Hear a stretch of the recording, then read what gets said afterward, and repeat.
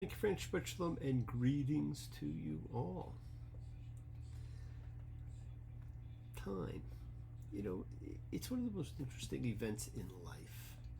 And I call it an event because, that's actually what it is. It's composed of constantly moving parts.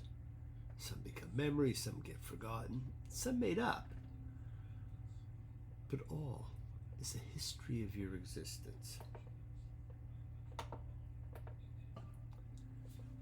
Everyone's time's different. To some, a minute seems like an hour. To others, an hour like a minute. Make the most of your time. And the events that unfolded during any time are always viewed through the mirror of now. A year ago, the man sitting in the White House, the most powerful man in the world. To some, the broker of peace throughout the world. To others, a modern angel of death and hate. Probably the most hated president in history. Came within less than an inch of being assassinated.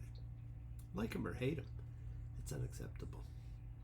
The year before, he sat in court facing life in prison.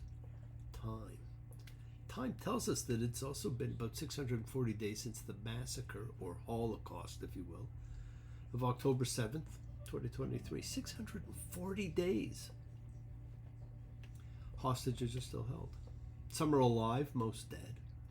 And the monsters who perpetuated and celebrated, and one of those celebrants calling to globalize the Intifada, probably not even understanding what it means, is on the verge of becoming mayor of the most powerful city in the world. Poor world. Time will never erase this. You would have thought that such an action would have had the opposite effect. It would have woken the world up to finally realizing something had to be done to stop the insane, pointless hatred of Jews. But no, we see that it will now never end. No one's calling for the end of this mindless hate or doing anything to further along the belief in a place for all, a peace for all. In 2025, it is now finally acceptable to proclaim that Jews are simply not welcome anywhere. And as I mentioned before, not even in Israel, it would seem. How much longer will this continue? It grows more dangerous by the day.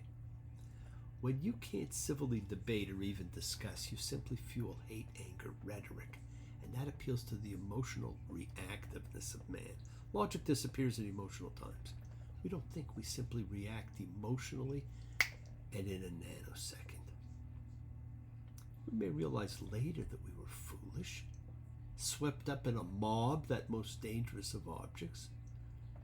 Not ourselves, but the reaction's immediate, and we're in a downward spiral of projection and anger. It is fast to enter into. The way out is a much longer process. Well, all right, so I'm being foolish. Well, all right, let me alone about the dreams and wishes you wish in the night when that's alone. Well, all right, we will live in love with all our might. Well, all right, our lifetime's love will be all right. The great Buddy Holly. Why can't we love instead of hate? Understand instead of project. And we're going to see some characters who are not understood at all in today's reading. Love and understanding go together, my friends. And we're about a month away from the day set aside to celebrate love. No, not Valentine's Day, but the Jewish festival of love. And as we get closer, we're going to talk more about it. It's a special day in the Hebrew calendar. It's actually considered the happiest day of the year. And we should all be happy. And while love is a unifying, universal entity, everyone and everything's different. Yes, there is shared knowledge. Yes, there are shared characteristics, but possession of knowledge alone cannot bestow virtue, happiness, or fulfillment. For these things, we must look within and beyond ourselves. They're part of us that interacts with who and what we are. We're all different. But one thing that makes us the same is our need and desire to come together as we do. A like-minded group, a collective consciousness of seekers showing faith. Any and all faith. Love, any and all love. Everything's acceptable. So we come together as a community. A true chavura, a fellowship. So we express our nature of kindness, compassion, thoughts, feelings, hopes, dreams, and wishes. Because that's what unites us all in this community house of spirit, Beth Ruach. Sharing and bringing light, keeping fear at bay. And even though together, we're individual in our approach, each connecting in his or her, their own way. So once again, please do go ahead. Invite everybody you know. Physically, digitally, psychically, emotionally, spiritually, any way at all that we can gather and share. From Psalm 133, the Hine Matov. Come together.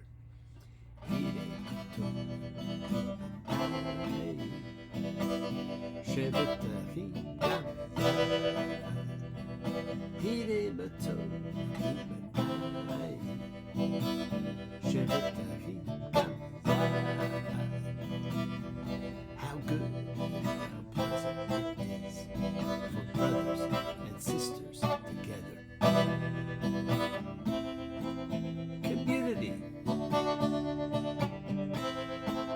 Community. Community. Together. We support each other in this community, so let's all spread love, goodwill, and fellowship to the world. Remember, friends, this is you setting aside a little bit of sacred time in your sacred space to honor and converse with whoever, whatever you happen to believe in, because we all believe in something. We always will. It's a part of your Kavana, your intention that you put out to the universe. It's your goodwill. And goodwill and intention are the roots of what you control, of what you can correct. It is your intention that sets in motion everything that occurs in your lives. And it is goodwill, energy, light that we send to help heal whoever you know that needs it. Healing and renewal is for everyone. Floats through space, finding those in need, so send it out for those you know, for the souls and spirits of everybody you love. So think of whoever that needs healing and renewal and love, or just plain goodwill. Focus on them. Call their names. It's not just for people, it is for our pets. It is for the earth. It is the healing of the world. The tikkun olam. It's part of our spiritual genetic makeup. And part of the healing of the world is when we send thoughts and energy for health and renewal and goodwill for everybody. They don't have to be sick, but this is always done as the prayer for the sick, because it's for all of those in our hearts and our minds. Let's all continue to send energy out for people in need everywhere. Special thoughts and prayers always for those in need of assistance. We pray for those who need prayer. We don't have to know them. We want health, recovery, good life, renewal for everybody around us. Let's continue to send healing energy for the hostages still held in prison, still languishing in the pit of despair, forgotten by war, events, celebrations. These are the never to be forgotten victims of innocence. Time will not erase them. Let's also pray for the victims of the Texas flood and the poor children, and for those closer to us, for Alan and Wilson, for Winston, Idura, for the one and only fairy godmother who I did get to see the other day at the presentation on Kabbalah, and who had such fantastic questions, for Charlie, Miriam, for Bill and Amin, for the star seer Carson, for Callie and Gabby, for Jess and Trevor, for MW, who it was such a pleasure to hear from. I miss MW, a great thinker, searcher, for Snoopy, the builder, for the elf, for Sabrina and Dave, for Marie and Paul, for Pam and Pinky, for Alana, for Fern and Johnny, who will be hosting the group soon, for Kathleen and Carla and Mina, for John and Maria, for Doria, for Gloria, I hope she's better, for Connie and Ronnie, for Tally and Mayim, for Dina and Danny, and Ryan, who's got a birthday coming up, and all those suffering and in need. Let's not forget to include all of the familiars of our lives, all of our sacred animal friends everywhere, for everybody you know, for the whole world, and for Devorah. We pray for those who need prayer. Friends, it is the kindness, the healing wishes, goodwill, and love we all send out. It just circles the world finding those in need. So thank you, each of you, for all you do, for all you care, because the world's a world of spirit, and spirit, my friends, never dies. Shabbat. Have a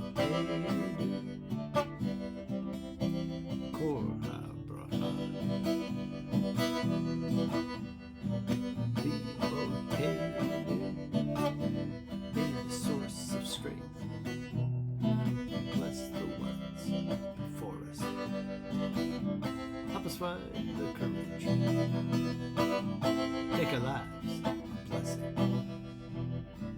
The renewal of body. The renewal of spirit. Let us say, Amen. Mishaberach, let us all have our spirits renewed, because this is the great prayer for healing, in which we call upon God to heal as He has healed before. Mishaberach, may He who blessed, because all healing is a blessing. Let's all send and receive healing and renewal energy in our efforts to love, to share, to care, to grow. Now this week, we're going to be reading what was deemed by the ancient rabbis so complex, so unexpected, that it was considered to be a preordained section. And it's just about in the exact center of the Torah. And it's a great spot because it is a special highlight. Balak. Now, this is certainly one of my favorite Torah portions. Right up there in the top 5, I'd say. It's clever, it's witty, metaphoric. It contains only 1 or 2 talking animals, a rarity we know. Although I talk to my dogs all the time and they talk back. We're also going to see some characters who are the Bible's most misunderstood. And we're going to see them in today's reading. Baby, do you understand me now? Sometimes I feel a little mad.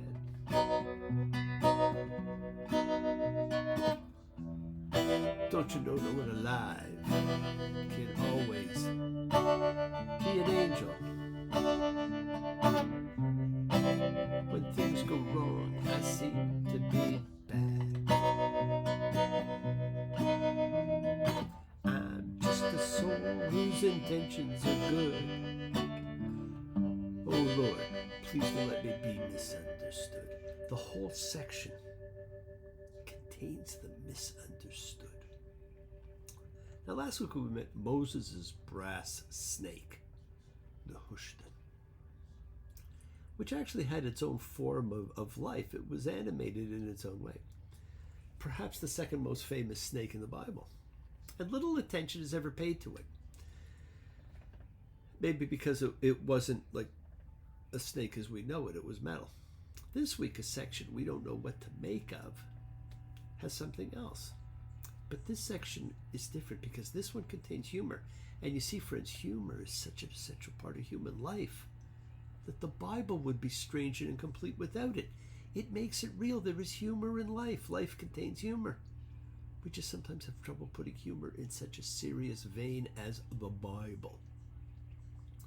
Balak was the name of a Moabite king in the days of Moses. And Balak is one of the true comic genius pieces of the Bible, and it truly is. Numbers 22:3.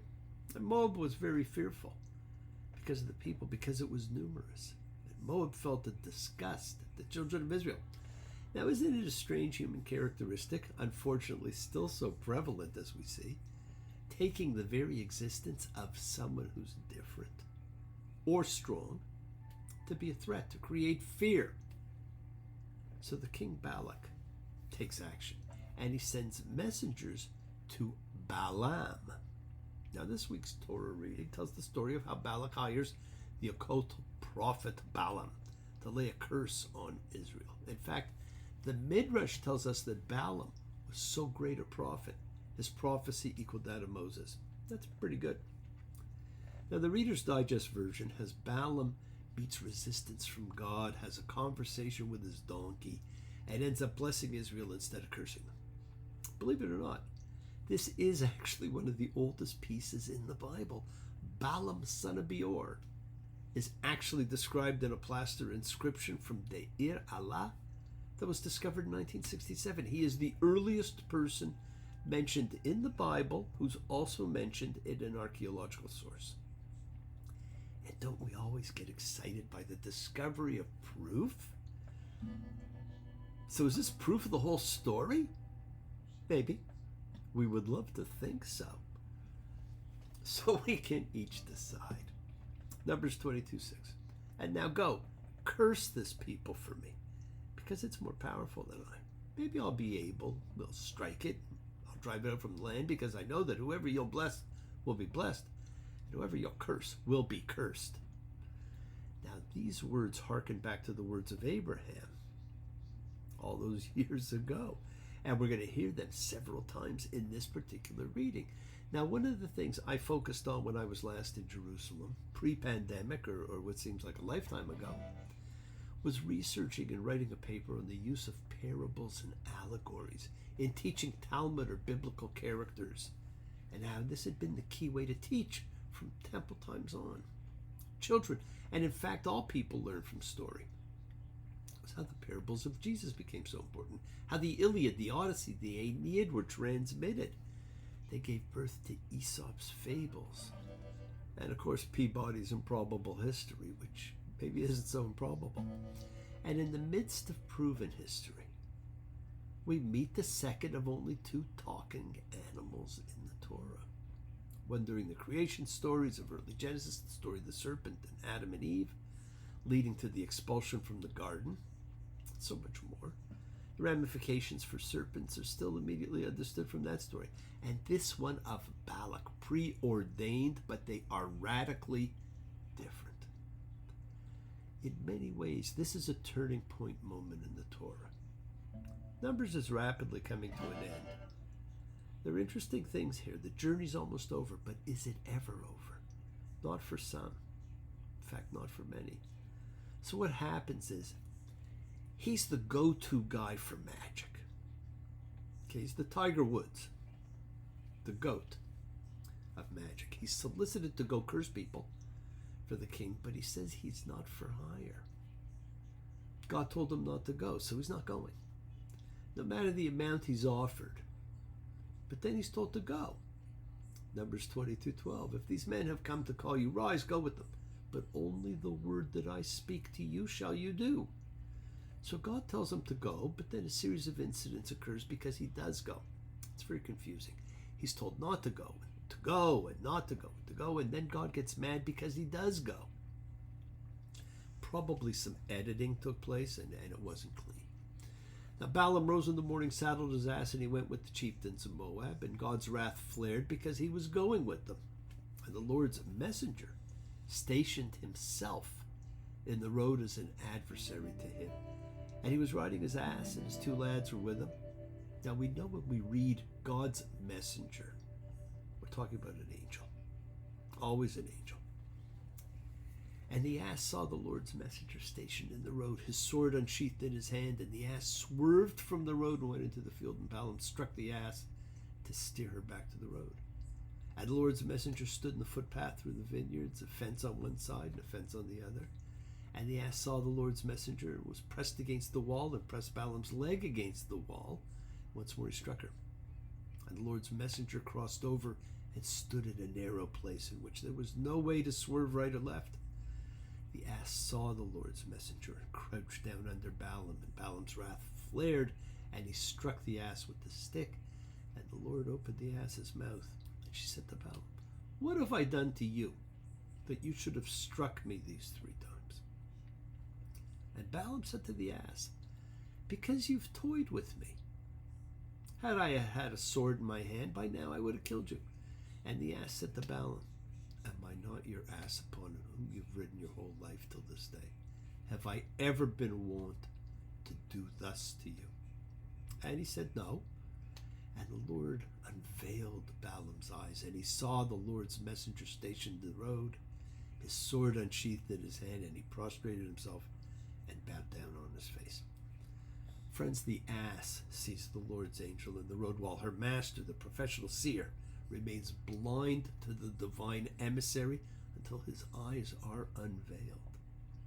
The unveiling or uncovering of the eyes is crucial to the central theme of vision, and both unveiling and eyes will recur in the prologue of Balaam's oracles.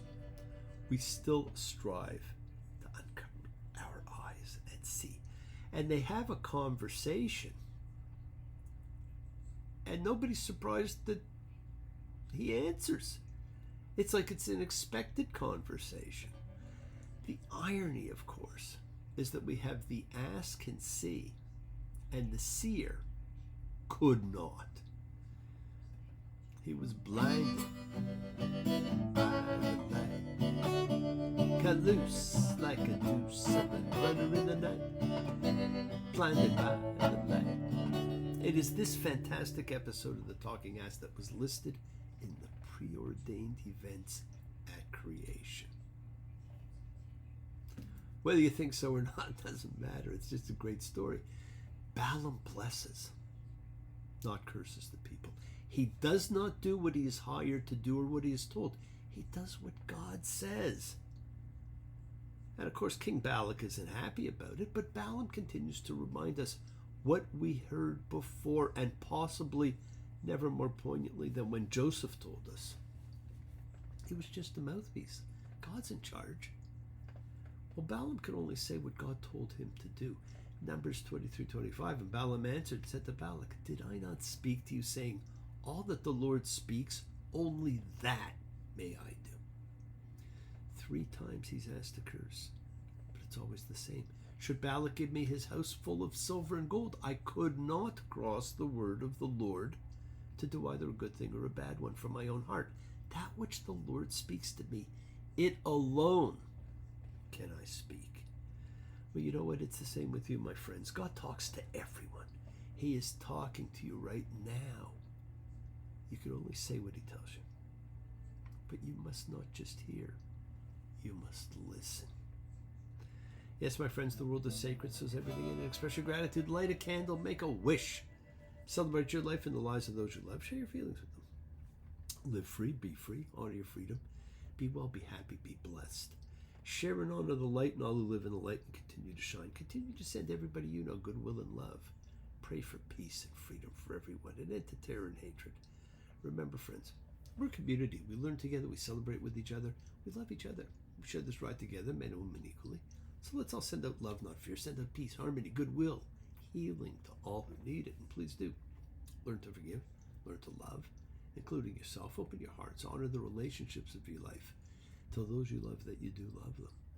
Examine your intentions. Use them to print your will on the universe, because we set in motion all that happens in our lives. It's our intentions, our cabinet, our cause, our effect. It's all linked. You always have time to forgive and be forgiven. You have the knowledge of what's good and bad.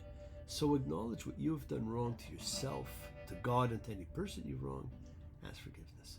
But do so with sincerity, accountability, vulnerability. Forgive those who've hurt you. You'll learn to be forgiving and compassionate, because the secret of forgiveness, compassion, and peace is in acceptance. Can you accept yourself, other people in the world as they are? Can you accept life as it is without trying to control it? Because if you do, you can experience the peace that acceptance brings. Just keep on dreaming, my friends. Keep on being, keep sharing, keep shining, keep teaching. Keep spreading joy and goodwill, and do not follow fear. Follow love, because it's always in front of you. Work to be present in the body. Expand your heart, quiet your mind.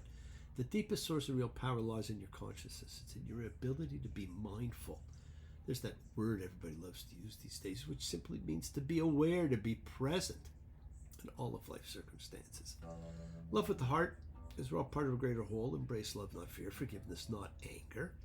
Be there for someone, because someone is always going to be there for you, whether you know it or not. Continue to explore faith and belief, and never accept shame as a natural state, because whatever you feel others have felt, whatever you've experienced, others have too. Because we share together, we learn together, we help each other. Because we're each of us trying to find love, acceptance, support. We all have or could have that special someone in our lives. So find them, tell them what they mean. You are never alone on your journey. Listen to the voice of God as God talks to you. And remember your connection to God and all that God's created. Whether in body, whether in soul, whether in mind and spirit, it's a part of you, it's a part of me, it's a part of all of us forever. Listen to his voice. He is talking to you, and you especially. But enjoy the journey, because we are now on the road in the wilderness, and all the things we see the people as they forge a nation, a code of laws, not just ritual but ethical. Our characters form, our understanding of the interconnectedness of all starts to come together. A civilization is built, and the reality that we are forever blessed and are all on the same journey, every single one of us. We gain people, we lose people on the journey, and that's why you must tell those you love that you love them. Let them know. Yes, you still miss them. But think, what would it be like if you suddenly lost those you're closest to? Have you told them how important they are in your lives? Their spirits never die. They're with you for eternity, and we hope to reconnect with them one day, and we will. And friends, there were more than just 10 preordained items of creation, even though they say there are 10, because you are one of them. And that's the way God planned it. Why can't we be humble? Like the good Lord said. He promised to exalt us, but lo, is the way. How man be so greedy when there's so much left? All things God given, and they all have been blessed. That's the way God planned it. That's the way God wants it to be. You know what? I can't argue with that. Have a wonderful week, my friends. Thank you for joining me. Shabbat Shalom and blessings to you all. I'll see you all next week. Take care.